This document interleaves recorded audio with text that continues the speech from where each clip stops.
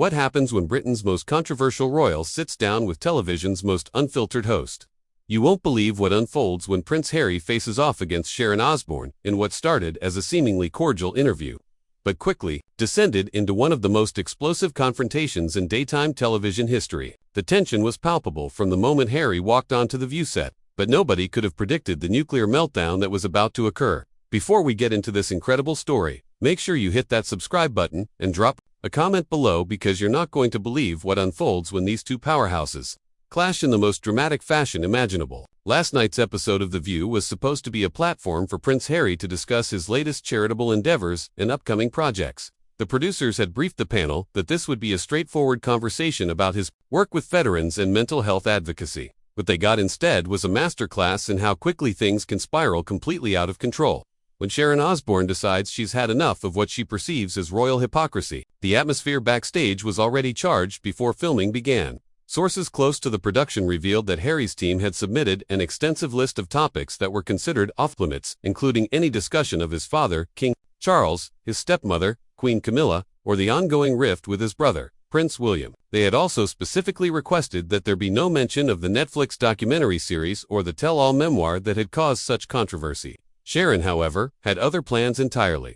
As Harry settled into his seat, adjusting his tie with what appeared to be nervous energy, Sharon's eyes never left him. Her co-hosts exchanged subtle glances, sensing the electricity in the air. The show's opening segment proceeded normally with pleasantries exchanged and Harry discussing his foundation's work with wounded veterans. His responses were measured, diplomatic, and carefully crafted, exactly what his media training had prepared him for. But Sharon was watching, waiting, and calculating her next move with the precision of a seasoned predator. "It's wonderful to hear about your charity work, Harry," Sharon began, her voice deceptively sweet as she leaned forward in her chair. "Really admirable. But I have to ask, and I think our viewers deserve to know, how do you reconcile this public image of caring for veterans with what many see as your complete abandonment of your own military family back home?" The question hit like a thunderbolt.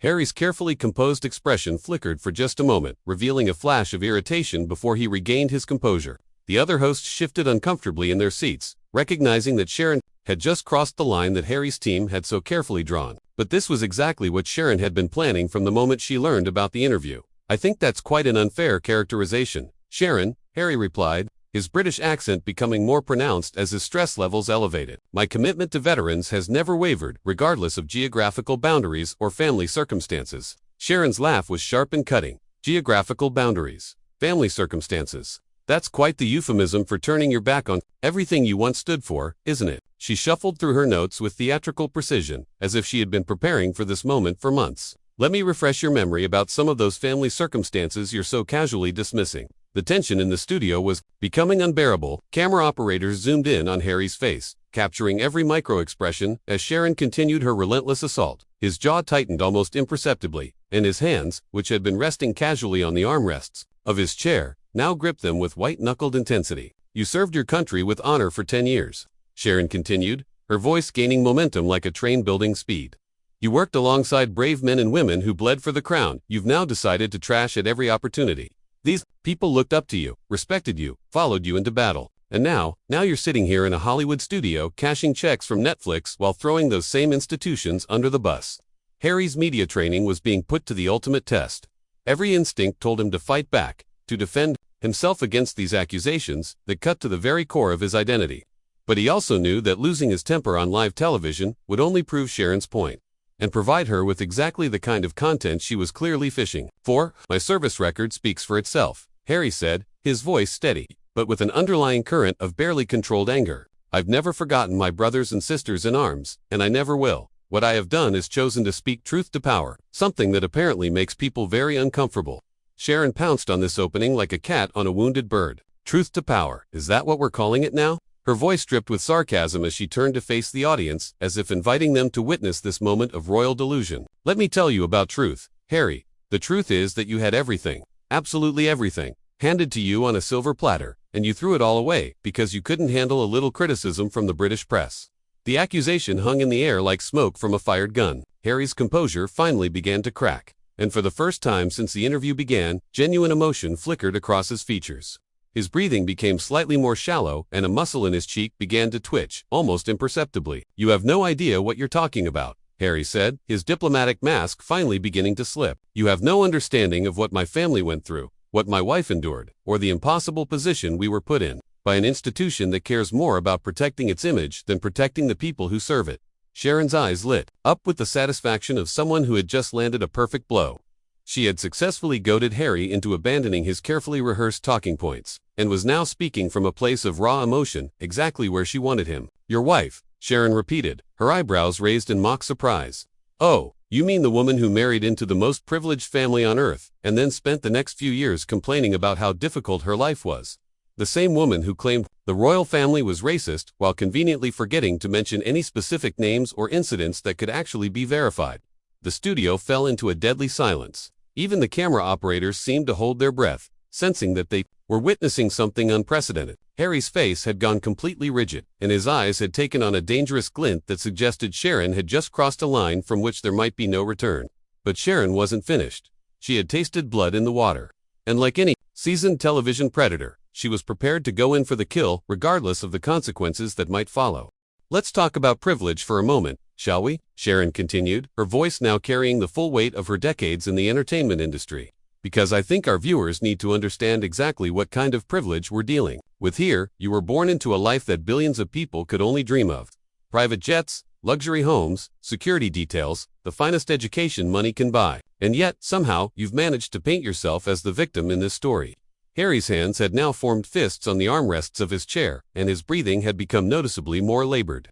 The other hosts sat in stunned silence, realizing they were witnessing something that would dominate headlines for weeks to come. Even the studio audience, usually vocal and reactive, had fallen into an almost religious silence as they watched this royal meltdown unfold in real time. Victim. Harry's voice cracked slightly as he spoke, betraying the emotional toll that Sharon's relentless assault was taking on him. You think this is about playing the victim? This is about protecting my family from the same machine that killed my mother. This is about refusing to let history repeat itself while people like you sit in your ivory towers and judge situations. You couldn't possibly understand. The mention of Princess Diana sent a visible shockwave through the studio. Sharon's expression shifted momentarily as if she recognized that Harry had just raised the stakes to a level that could have serious consequences. But instead of backing down, she doubled down with the ruthlessness that had made her both famous and infamous throughout her career. Don't you dare, Sharon said, her voice dropping to a dangerous whisper that somehow carried more menace than any shout could have. Don't you dare invoke your mother's memory to justify your betrayal of everything she believed in. Diana may have had her issues with the royal family, but she never abandoned her duty. She never ran away to California to make Netflix documentaries and write tell-all books for profit. Harry shot to his feet so quickly that his chair nearly toppled backward. The sudden movement sent a ripple of shock through the studio, and security personnel could be seen tensing in the background, unsure whether they were witnessing a dramatic gesture or the prelude to something more serious. How dare you speak about my mother? Harry shouted, his voice echoing through the studio with a raw intensity that made everyone present understand they were witnessing something unprecedented. You didn't know her. You don't know what she went through, what she sacrificed, or what she would have wanted for her sons. Sharon remained seated, her expression calm and calculating despite the storm she had unleashed. She had achieved exactly what she had set out to do. She had broken through Harry's carefully constructed public persona and exposed the raw, unfiltered emotion beneath. And she wasn't done yet. I know she wouldn't have wanted her son to become a professional victim, Sharon replied coolly, her voice cutting through Harry's emotional outburst like a blade through silk. I know she wouldn't have wanted you to abandon your responsibilities and air your family's private business to the highest bidder. And I certainly know she wouldn't have wanted you to use her memory as a shield every time someone calls you out on your choices. The words hit Harry like physical blows. His face cycled through a range of emotions: rage, hurt, disbelief, and something that looked dangerously close to despair. The cameras captured every moment of his psychological unraveling, creating television gold that would be replayed endlessly across social media and news networks. You're crossing a line here, Sharon. One of the other hosts finally interjected, her voice shaky with the recognition that the show had spiraled completely beyond their control. Maybe we should take a commercial break. And no, Sharon cut her off without even looking in her direction, her eyes never leaving Harry's face.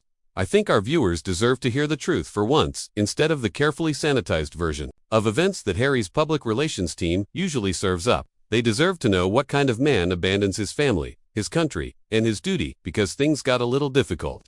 Harry's composure finally shattered completely. The diplomatic training, the media coaching, the careful image management.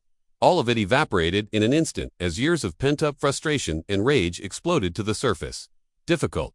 Harry screamed, his voice breaking with emotion. You call watching my wife being systematically destroyed by the British press difficult. You call having my newborn son's security threatened difficult. You call being told that my mixed-race children wouldn't be entitled to the same protections as other royal grandchildren difficult. The revelation hung in the air, like a bomb that had just detonated. Even Sharon seemed momentarily taken back by the raw pain and fury in Harry's voice. But the damage was done both to Harry's carefully maintained public image and to any possibility that this interview could be salvaged. So, now we're playing the race card, Sharon said, her voice carrying a tone of weary disappointment, as if Harry had just confirmed her worst suspicions about him. How predictable. When all else fails, when you can't defend your actions on their own merits, you fall back on accusations of racism. It's the oldest trick in the victim playbook. The accusation hit Harry like a slap across the face. His eyes widened with a mixture of shock and disbelief, as if he couldn't quite process that Sharon had just dismissed his family's experiences with such casual cruelty. The studio fell into a silence so complete that the hum of the air conditioning seemed deafening. You're unbelievable, Harry whispered, his voice barely audible, but carrying more venom than any shout. You're absolutely unbelievable. You sit there in your position of privilege, having never experienced a day of the scrutiny or pressure that my family has endured, and you have the audacity to dismiss our experiences as playing cards.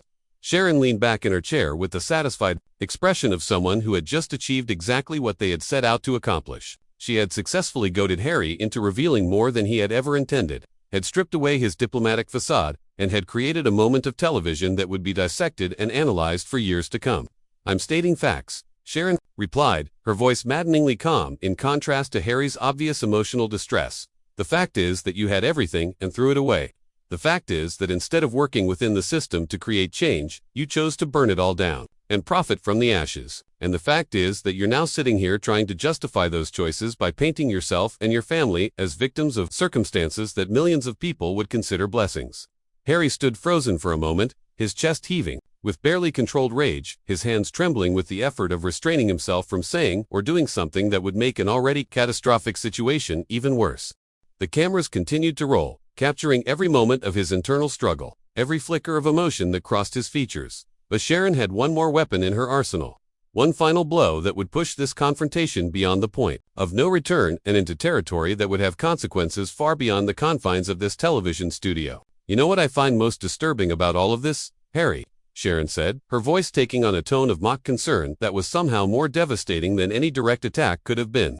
It's not just that you've abandoned your family and your country. It's that you've weaponized your own trauma, commodified your pain, and turned your mother's death into a brand. You've built an entire industry around being Princess Diana's grieving son, and frankly, it's grotesque. The words struck Harry like lightning. His face went completely pale, then flushed red with a rage so intense that several people in the studio visibly flinched. The accusation was so brutal, so precisely calculated to inflict maximum psychological damage that even Sharon's co-hosts looked stunned by the cruelty of it. Stop, Harry said, his voice barely above a whisper, but carrying a warning that made everyone in the studio understand they were witnessing something dangerous. Just stop talking. But Sharon had come too far to stop now. She had spent her entire career building a reputation for fearlessness, for saying what others wouldn't dare to say, and she wasn't about to back down when she was this close to creating that kind of television moment that would define her legacy. Diana's death was a tragedy that touched the entire world. Sharon continued, her voice growing stronger as she delivered what she clearly intended to be the killing blow. But you've turned that tragedy into your meal ticket. Every interview, every documentary, every book deal, it all comes back to your mother's death and how it affected poor little Harry. You've made millions of dollars off her memory, and you have the nerve to lecture others about exploitation. The studio erupted into chaos. Harry's security detail moved closer, sensing that their client was approaching a breaking point that could have serious consequences. The other hosts began talking simultaneously, trying desperately to regain control of a situation that had spiraled so far beyond their ability to manage that they might as well have been trying to stop a hurricane with their bare hands. You're sick, Harry said, his voice shaking with an emotion so raw and primal that it seemed to come from the depths of his soul. You're genuinely sick.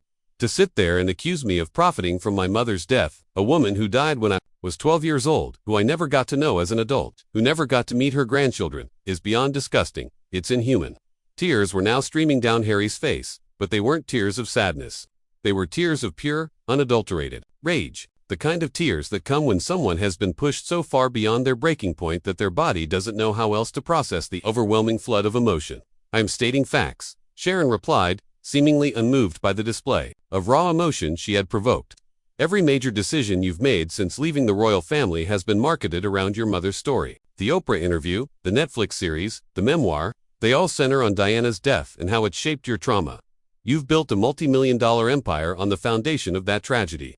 Harry wiped his eyes with the back of his hand, and when he looked up, his expression had changed completely. The hurt and vulnerability had been replaced by something cold and calculating, a look that suggested he had just made a decision that would have far-reaching consequences. "You want to know about my mother?" Harry said, his voice now steady and controlled in a way that was somehow more frightening than his earlier outburst. "Let me tell you about my mother. She spent the last years of her life being hunted by photographers who cared more about getting the perfect shot than they did about her humanity. She died in a tunnel in Paris because she was being chased by people who saw her as nothing more than a commodity to be exploited." He stepped closer to Sharon, close enough that the cameras had to adjust to keep both of them in frame. His voice dropped to barely above a whisper, but every word carried the weight of decades of pain and anger. "And now I'm sitting across from someone who's doing exactly the same thing. You're exploiting tragedy for ratings. You're turning human suffering into entertainment. You're everything that was wrong with the system that killed her, and you don't even have the self-awareness to recognize it." For the first time since the interview began, Sharon looked genuinely unsettled. Perhaps she had finally realized that she had pushed too far, that she had crossed a line that couldn't be uncrossed. But it was too late for regrets or second thoughts. "The difference," Harry continued, his voice gaining strength with every word, "is that when I share my story, I'm trying to prevent other people from going through what my family went through. When you exploit it, you're just feeding the same machine that destroyed her in the first place." Sharon opened her mouth to respond, but Harry cut her off with a gesture that was both dismissive and final. "I'm done," he said, pulling off his microphone and dropping it onto his chair. "I'm done with this conversation. I'm done with this show. And I'm done with people like you who think that basic human decency is optional, as long as it gets you good ratings." He turned to walk away, but then stopped and looked back at Sharon one final time. His expression was no longer angry or hurt. It was simply tired, as if the confrontation had drained him of all emotion except disappointment. "You know what the real tragedy is here, Sharon," he said. "It's that you had an opportunity to have a meaningful conversation about real issues that matter to real people. You could have used your platform to talk about veterans, mental health, or the importance of supporting military families, or any number of topics that might have actually made a difference in someone's life. Instead, you chose to turn it into a circus for your own amusement." Sharon finally found her voice, but it was too late. "Harry, wait, no," he said firmly. "I've waited long enough. I've spent my entire adult life waiting for people like you to remember that there are actual human beings behind the headlines. I'm done waiting."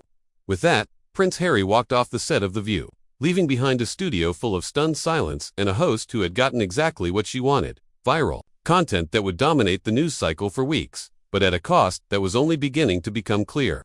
The cameras continued to roll as Sharon sat alone at the desk, her cochette in an attempt to salvage what remained of the situation. For the first time in her career, Sharon Osbourne appeared to be at a complete loss for words. She had won the battle, successfully goading Harry into the kind of emotional breakdown that would generate millions of views and endless commentary. But as she sat there in the aftermath of her victory, staring at the empty chair where Harry had been sitting just moments before, it was impossible to ignore the question of whether some victories came at too high a price. The interview was over, but the consequences were just beginning. In the space of 30 minutes, Sharon had managed to create one of the most explosive moments in daytime television history. But she had also revealed something about herself that would be impossible to take back. She had shown the world exactly how far she was willing to go for the sake of entertainment, and that revelation would follow her for the rest of her career.